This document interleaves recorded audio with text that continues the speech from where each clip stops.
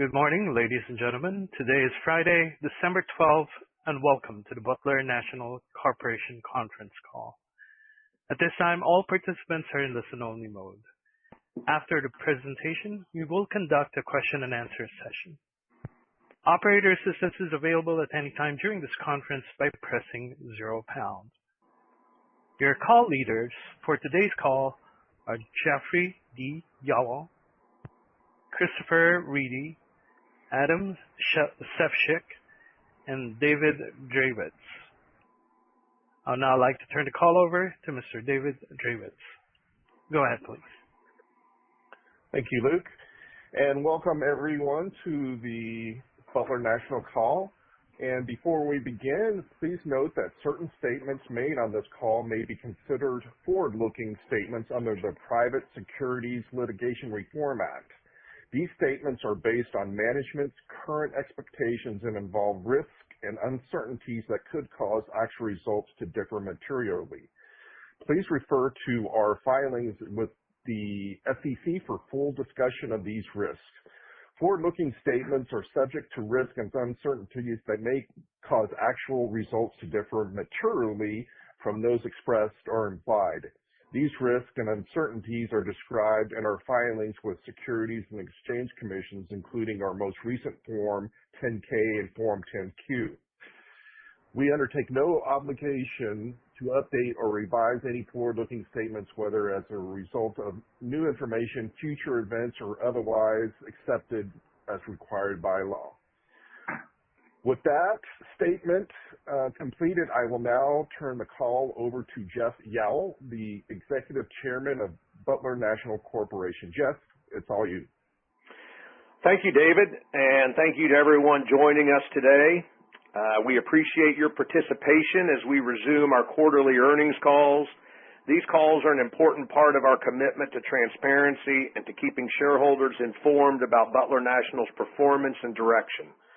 Today, you'll hear from our President and CEO, Chris Reedy, and our CFO, Adam Sefcik, who will review the company's financial and operational highlights for the quarter. Chris will also discuss ongoing initiatives across our aviation and gaming segments, and then Chris, Adam, and I will address several of the questions submitted in advance by shareholders and analysts. With that, I'll turn it over to Chris. Thank you, Jeff. And thank you, shareholders, for your interest in Butler National Corporation. We are pleased to return to hosting shareholder conference calls. This past quarter reflects record performance for Butler National and recognition of continued efficiencies as we pass the fiscal year midpoint. The surge in operating and net income of 46% and 67% on a 9% increase in revenue demonstrates the effort of the Butler team is expending to be more efficient. The overall increase in revenue and efficiency is driven by gains in our aerospace products segment. These results reflect a 20% increase in revenue from aerospace products in the second quarter. Remember, aerospace products includes aircraft modifications, or AVCON, avionics, and special mission electronics, which we commonly refer to as gun control units and cabling at our Tempe, Arizona operations. With aircraft modifications, we're working diligently to bring outside parts manufacturing back in-house with our recently acquired Newton, Kansas fabrication facility that provides about 5 times as much fabrication and the recently upgraded CNC equipment. We are looking to bring back in-house $100,000 worth of parts manufacturing that we've had to outsource over the past year. Bookings and future business activity have not slowed. The backlog reflects our strong continuing demand for our products. Positive on our level of business. With our question and answers following our CFO discussion, I'll provide a little more insight as to business activities. The management services segment continues to work to stabilize the legacy gaming activity. The economic factors we discussed at the annual meeting, low cattle prices, reduced beef processing, and the distressed agricultural economy play a significant role with the legacy gaming results. Sports wagering continues to contribute positively to the financial results. We appreciate our relationship with the Kansas Lottery and DraftKings. I'll now turn the call over to Adam Sepchak, our Chief Financial Officer, to review the financial results in more detail. Thank you, Chris.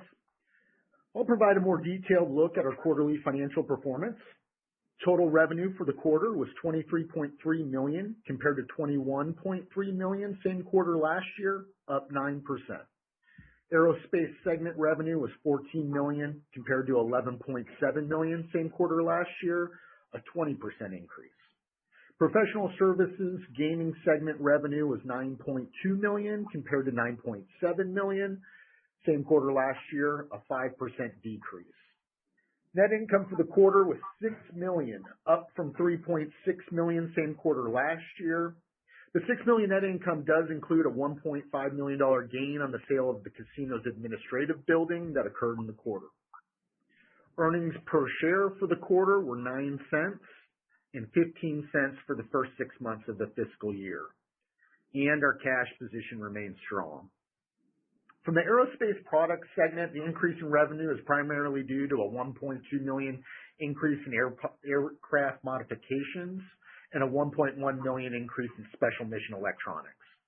From a percentage perspective, both costs and expenses decreased compared to the same quarter last year, and this resulted in an operating margin of 38% in the current quarter compared to 21% in the prior fiscal Q2, with an operating income as a percentage of revenue. Our backlog remains robust at $46.3 million.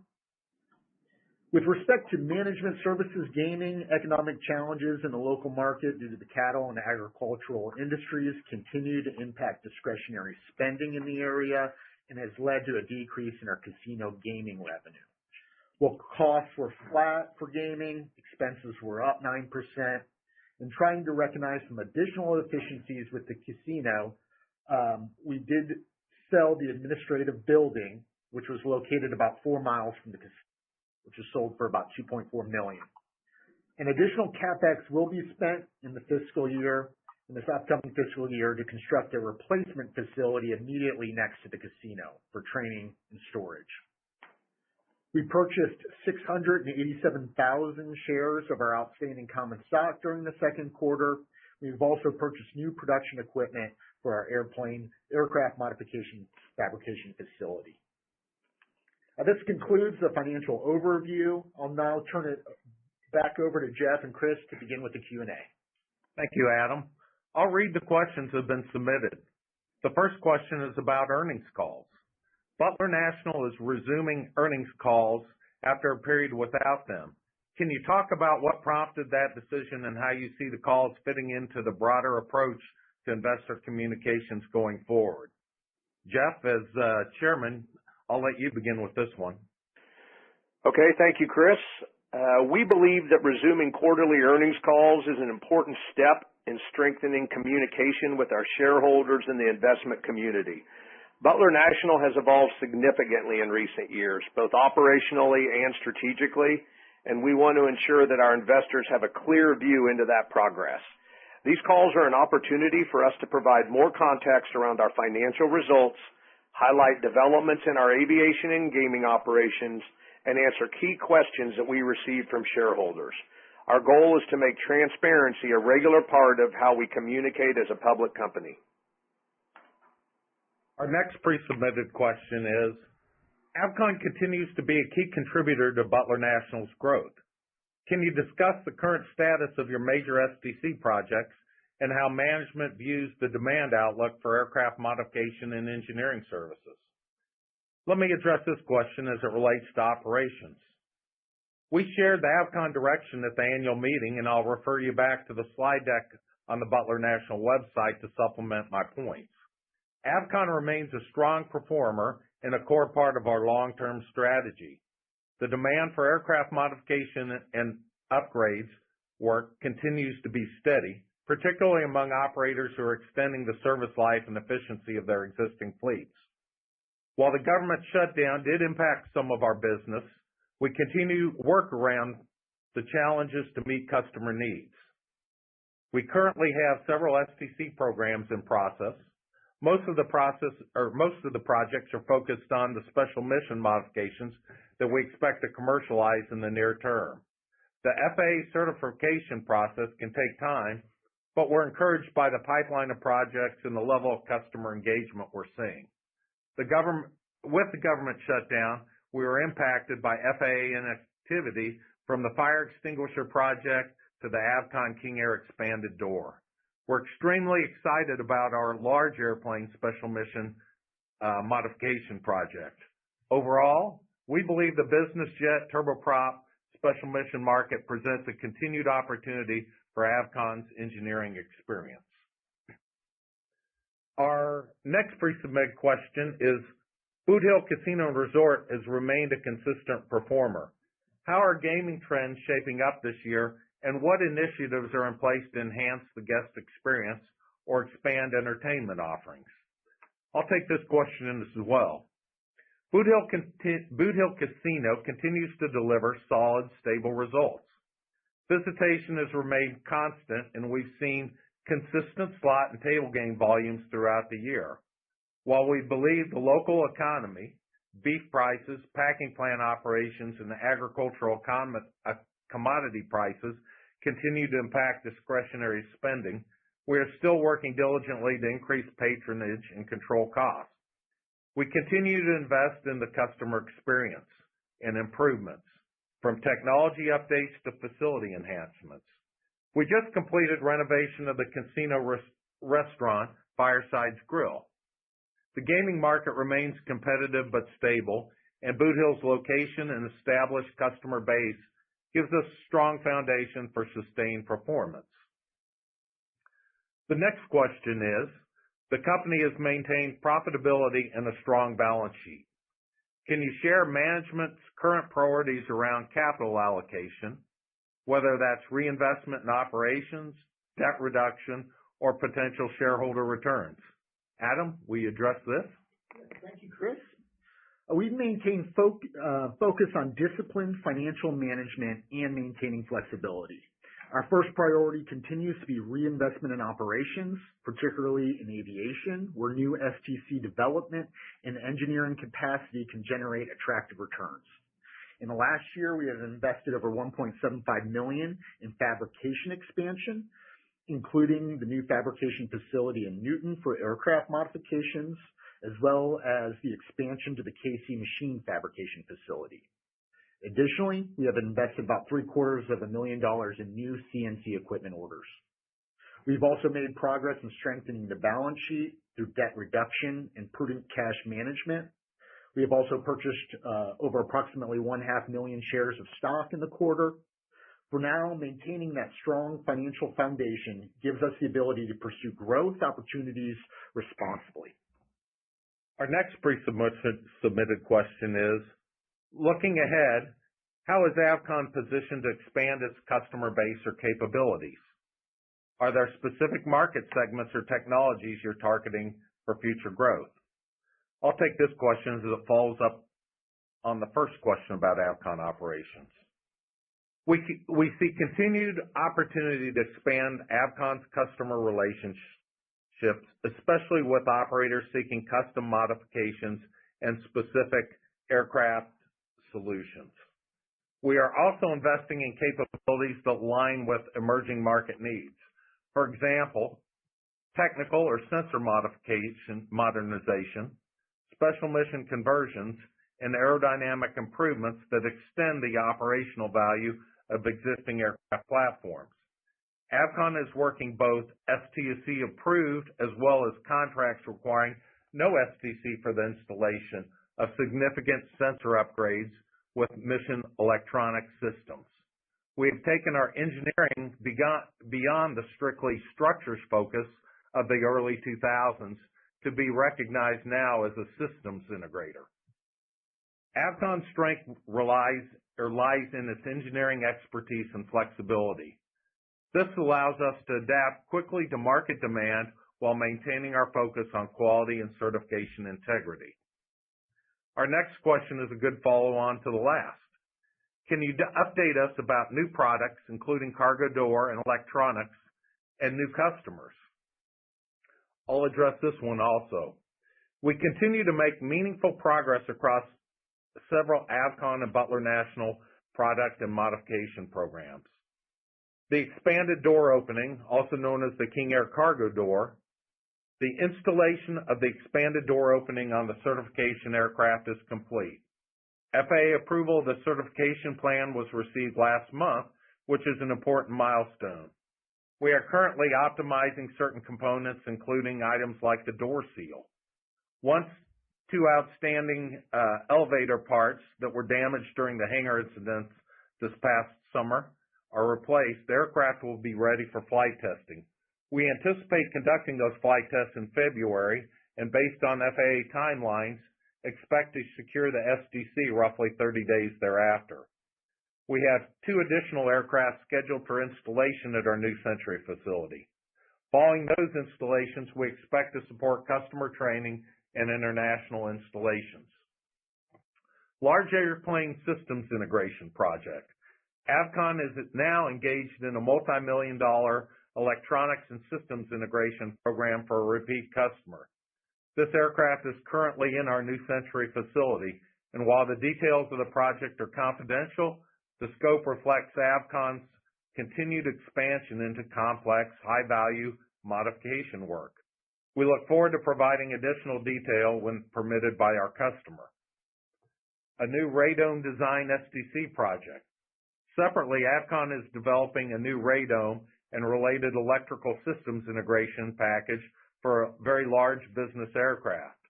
This effort represents another meaningful opportunity to broaden our avionics and structural modification offerings. As the project advances, we will continue to update shareholders on key milestones. Another interesting project is our mosquito control King Air modification. We are supporting a unique application for a coastal government entity. Our modification involves designing and integrating a dispersing system for aerial mosquito control operations. While niche, this project highlights the versatility of our engineering certification capabilities and may lead to additional mission-specific opportunities. As far as customer activity international growth go, Avcon continues to attract new customers, particularly in the international markets, while maintaining strong relationships with our long-standing clients. Our sales team is actively engaged worldwide as demand for modification solutions remains strong. Special Mission Electronics, or our gun control team in Tempe. At Butler National Tempe, we are completing the next generation M134 mini gun control unit, including a more environmentally adaptable model that is designed for our European customers. The redesign incorporates customer-driven improvements in size, shape, and environmental performance. These enhancements reflect ongoing investment in our related electronics capabilities. Our next submitted question is, what are Butler National's top strategic priorities over the next few years, and how do you define success in terms of creating long-term shareholder value? I'll address this question as we shared the direction at our annual meeting and are moving forward with that action. Our strategy is straightforward: to grow shareholder value through consistent execution and prudent capital allocation.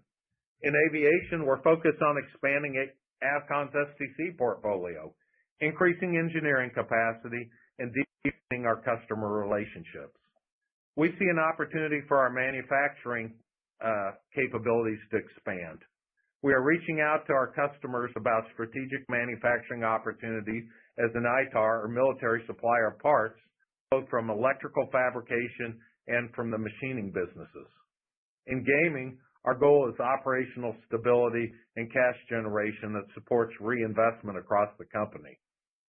Success for us is steady growth in earnings, balance sheet strength, and maintaining a disciplined approach that positions Butler National for sustainable performance over the long term. Our next pre-submitted question is, how should we view the significant improvement in aerospace performance in fiscal year 25 and 26? Is this temporary, driven by defense spending, or a sustainable base for mid to long-term growth? I'll address this as another good operations question. Both Avcon and Tempe have benefited from improved activity, but for different reasons. At Tempe, current demand levels are influenced in part by defense-related spending, and we expect that to remain supportive under our current federal policies. At Avcon, the improvement reflects ongoing engineering and development work, efficiencies in our modification programs, and continued strength in international special mission demand. Avcon's business is driven less by U.S. defense spending and more by global customer needs and the introduction of new FAA-approved products over time. And our capabilities provide the foundation we can build on. But, as always, we are cautious about making longer-term projections. Our goal is to continue executing well and expanding opportunities responsibly. Additionally, the improvements and efficiencies are the result of structural changes we made and not just a reflection of customer demand. For example, we elected to focus on higher margin businesses. We shut down our JET or Jet Autopilot business and sold the remaining in January of this year. We have reorganized avionics to be a supportive element of Avcon. While we cannot know the strength of future demand, we believe the performance improvements driven by reduced personnel costs, greater accountability, and a focus on higher margin products will be permanent. Adding to the previous question, it was asked, what is a reasonable midterm margin expectation for aerospace? Is 25% EBIT sustainable, or should we expect mid to high teens as historically seen? I'll continue to answer this question as well.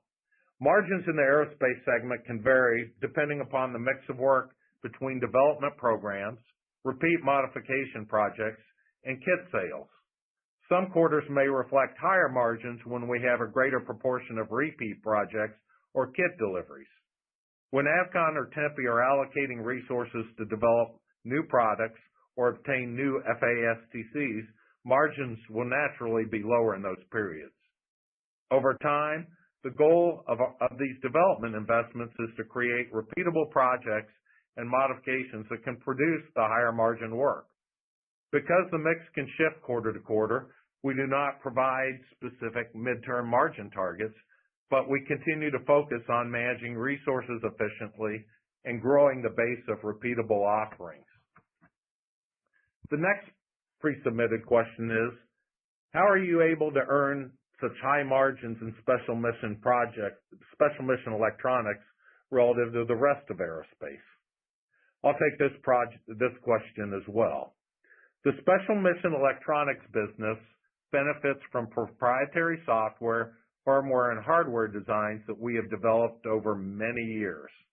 As production volumes increase, we are able to realize efficiencies that improve margins. Tempe's work is also more production-oriented compared to Avcon's modification projects, which are often custom in nature and more labor-intensive. We have also taken steps to improve efficiency at Tempe as we meet customer requirements with repeat orders. The margin profile naturally improves. Avcon can also achieve strong margins on repeat installations and kit sales, but the mix of custom engineering work varies from project to project. The next pre-submitted question involves a topic about which we received significant feedback. Was there consideration of a reverse split in the past, and if so, is it being considered? Jeff, would you like to address this one? Yes, Chris, I will address this one. The board previously sought shareholder authorization for a potential reverse split in connection with the fiscal year 2024 annual meeting. That authorization ceased upon having our annual meeting on October 1st, 2025. The proposal did receive majority shareholder support. However, we also received meaningful feedback expressing mixed views about reverse splits in general. After considering shareholder input and evaluating market conditions, the board elected not to proceed at this time. Our focus remains on driving organic operational performance and growth. While uplisting considerations were part of the initial evaluation of a reverse split, the board believes that any capital market action should align with both company readiness and shareholder interests. At this time, we do not have plans to pursue a reverse split. The next question closely follows the previous question. Can you elaborate on the adverse feedback regarding a reverse split? And what are the other requirements, aside from the $2 minimum share price, for uplisting? I'll take this one because I visited with a large number of people who really disfavored a reverse split. The shareholder feedback we received reflected concerns that a reverse split can be viewed as an artificial method of increasing the share price, and that companies with strong fundamentals should reach listing thresholds organically. The board considered that input carefully, which contributed to its decision not to proceed at the time. With respect to uplisting, in addition to minimum bid price, NASDAQ has requirements related to financial metrics, corporate governance, committee independence, application reviews, background checks, and certain fees. We evaluate these criteria from time to time, but any decision to pursue an uplisting would depend on what is in the best interest of the company and our shareholders. The final pre-submitted question that we will address is Butler National's stock currently trades on the OTCQX, and some shareholders have asked why the company has not pursued an uplisting to NASDAQ or another national exchange. Can you talk about management's thinking around that decision and what uplisting is and whether future plans? Jeff, would you like to take this one? Thank you, Chris. That's a good question. We've carefully evaluated the requirements and implications of uplisting to a national exchange such as NASDAQ. To answer the question, uplisting continues to be a goal for Butler National. Stock price has been the most significant element of NASDAQ uplisting. During the fiscal year 2024 annual meeting just over a year ago, the company placed voting for a reverse split on the proxy with the primary purpose of increasing share price for uplisting. We received significant adverse feedback. While our stock price has risen and company performance continues to be positive, uplisting would require expanding the board and also implementing a range of additional governance, cost, and administrative requirements that, in the board's view, would not meaningfully change the company's liquidity or valuation in the near term. At this time, the board believes that Butler National's current structure, including a 5-member board, is appropriate for the size and complexity of our business and allows us to remain efficient and focused. Our focus right now is on operational execution and consistent financial performance, which we believe are the real drivers of long-term shareholder value. As the company continues to grow, our market profile expands. We will revisit the topic if and when the timing and structure makes strategic sense. That wraps up the Q&A part of our call. I'd like to add a few closing remarks. I would like to thank everyone who submitted questions and joined the call today. As we look ahead, Butler National remains committed to investing in innovation within aerospace segments, improving operational efficiency across all segments, and building long-term value for our shareholders. We're pleased to reintroduce our quarterly earnings call format and look forward to maintaining open communications with shareholders as we continue to execute our strategy. That concludes our call.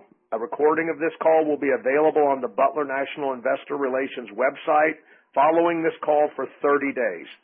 Happy holidays to everyone. Happy holidays.